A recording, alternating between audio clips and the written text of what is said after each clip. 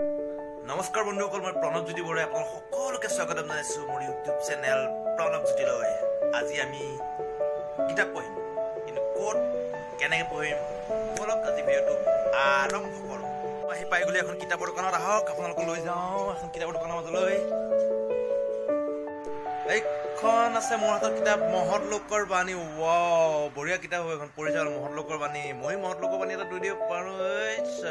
আহক, বঢ়িয়া বঢ়িয়া কিতাপ আছে। কিতাপখনৰ দোকানৰ বৰ্তমান মালিকজন নাই, কিন্তু দেই বাহিৰত গ'ল। মই সোমাই লৈছোঁ, পঢ়িছোঁ, এতিয়া পূৰা পঢ়িম। নিকিনো, ইয়াতে পঢ়িম, নিকিনাকৈ পঢ়িম। আপোনালোকে পঢ়িব পাৰে, আহিব এইখন কিতাপৰ দোকানলৈ।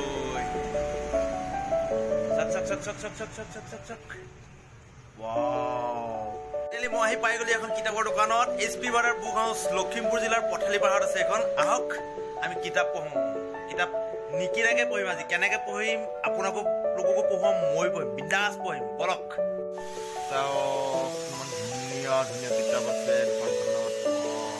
সংগীত যাপন, চাহেবপুৰৰ বৰষুণ, অংকমালা, মহাভাৰত, কথা মহাভাৰত টিভিত দি আছে এতিয়া। মহাভাৰত এখন কিনিব পাৰে, আপুনি পঢ়িব। স্বৰাজোত্তৰ অসম, বঢ়িয়া কিতাপ এইখন।